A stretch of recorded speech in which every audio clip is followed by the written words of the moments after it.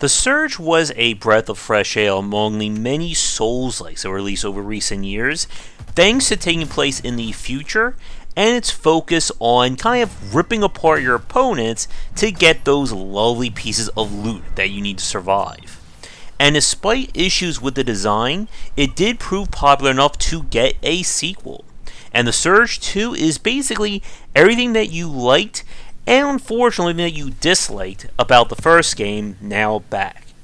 But the story takes place in Jericho City, a different location from the first game that is affected by the same kind of EMP or strange breakdown technology that has caused everyone to basically go crazy.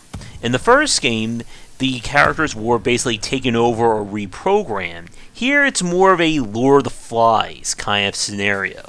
Sadly, the main character from the first game is gone, and this time you'll play a random survivor on an airplane that crashes into Jericho City and then wakens 2 months later to find all hell has broken loose. As you can see from the footage so far, the basic gameplay of the Surge remains intact.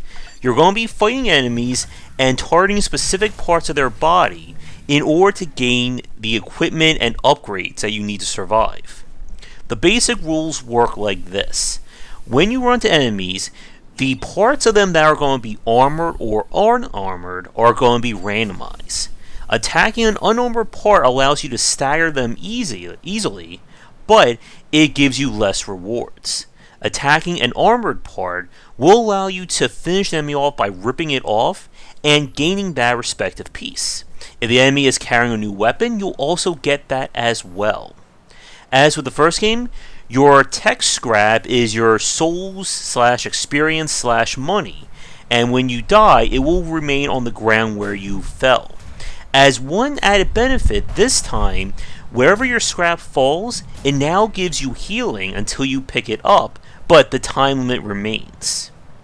From playing the Surge 2 on stream, a lot about this game, or a lot of the improvements, have been more on the back end, kind of as a way to smooth out some of the wrinkles in the first game and make things a little bit more approachable.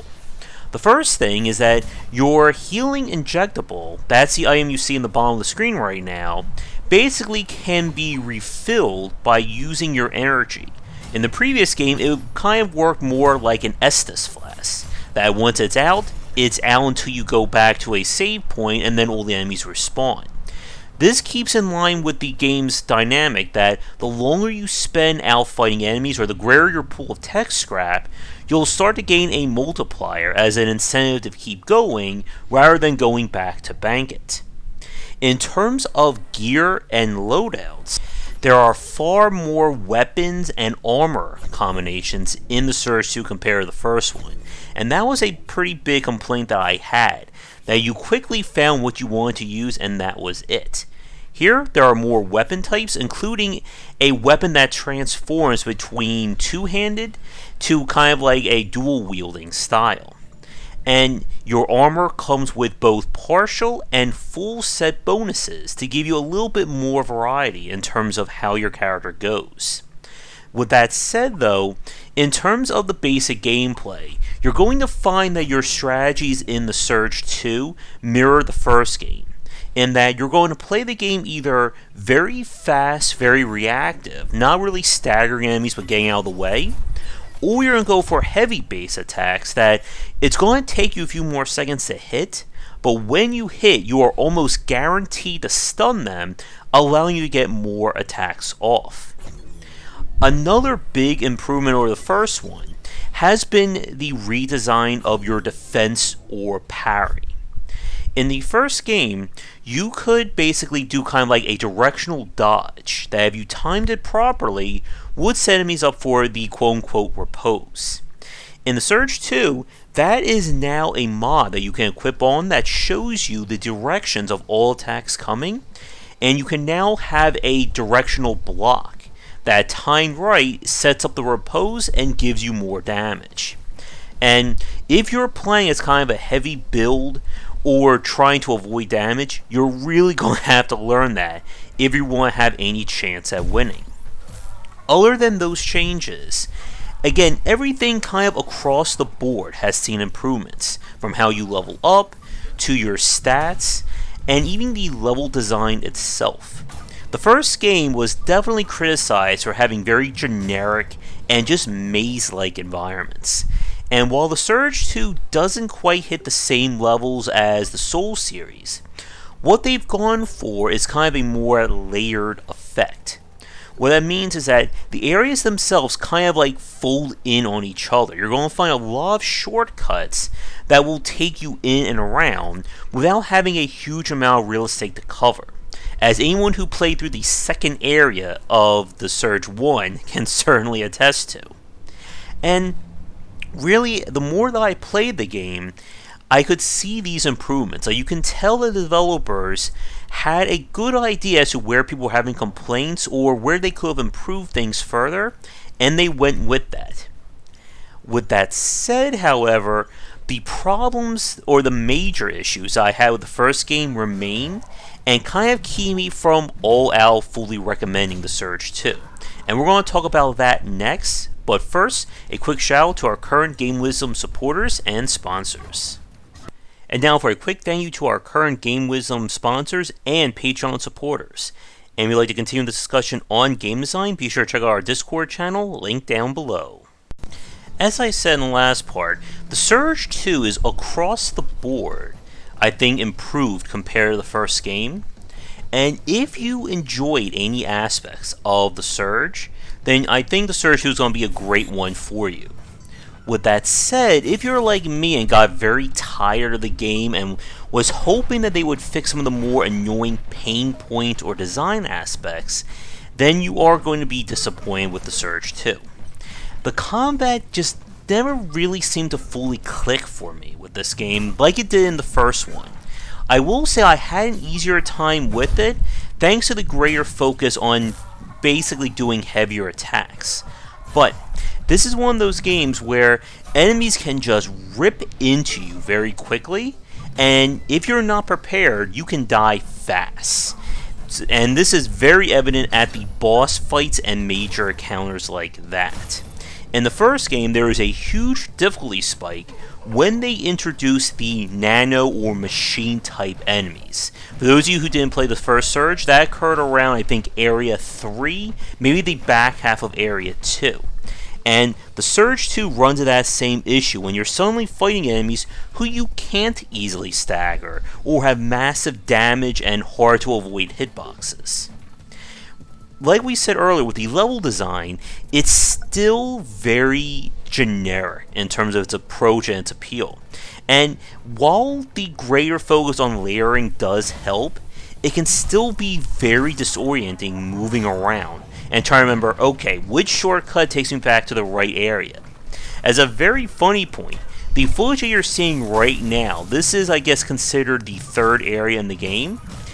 The fast travel, or I'm sorry, your respawn point that's at the start of this area is literally next to the door that leads you to the final boss of this area.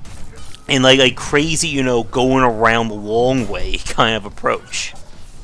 But one of the issues that does remain from the first game is that it doesn't do a good job of conveying important information to the player. As with the Surge, a key point about how your combat plays out has to do with your stagger and your ability to kind of tank damage. I think it's called impact. Both those variables have a numerical rating, and that rating goes up or down depending on the armor that you wear as well as the weapon that you're using. But the game doesn't give you any real detail about what that means. Why does a weapon that have 24 stagger knocks an enemy back, but a weapon that has 22 doesn't? It reminds me a little bit of kind of like how granular or how much of a annoyance it was in Dark Souls 2 when they introduced the improvisation or the, I think it was the adaptation stat that affected your iframe during dodge rolls. And it kind of feels like with the Surge 2 that developers wanted to push so far away from the typical Souls-like, that they may have broken something that didn't need fixing. And it's a shame because, like I said, technically I should be recommending the Surge 2 enthusiastically, as it is an improved version of the first game. But it just doesn't work all that well for me, as somebody who's kind of gotten used to the Souls formula, Neo, and games like that. And I'm curious, for those of you watching and who've played the game, what do you think about the Surge 2? Especially if you got into the 50% or back half of the game, when they really start to let loose with more enemy types, and a lot of the strategies and tactics in the start don't really apply anymore. Let me know in the comments below. But one other complaint, just to be complete, if you're hoping for more involved side characters and side quests, they're also lacking as well. We kind of ignored a lot of them when we were playing this on stream, and it didn't really seem to add much to the gameplay or introduce viable rewards. But with that said, I would like to thank developers for giving me a press key to check this one out. While it didn't quite work for me, again, if you enjoy the first game, then you are going to enjoy this one. I guess for me, I'm going to have to wait for Neo 2 to get my next big Souls fix. But thanks for watching this video. Come back for daily discussions on game design here and on game wisdom, where some of the art and science of games. And if you'd like me to tackle your game in the future, it doesn't have to be a Souls-like, it could be anything, be sure to get in touch. But otherwise, that is going to do it for the Surge 2, and until next time, take care. If you're looking for more wisdom about game design, be sure to check out my latest offering of books, 20 Essential Games to Study, aimed for first-time developers and students looking for some inspiration for their upcoming games, and Game Design Deep Dive Platformers if you're interested in anything regarding 2D and 3D platforming design. They're both available in print, digital, and wherever books are being sold. Thanks for watching the video. If you enjoyed things, be sure to do all the liking and subscribing that the kids are doing these days.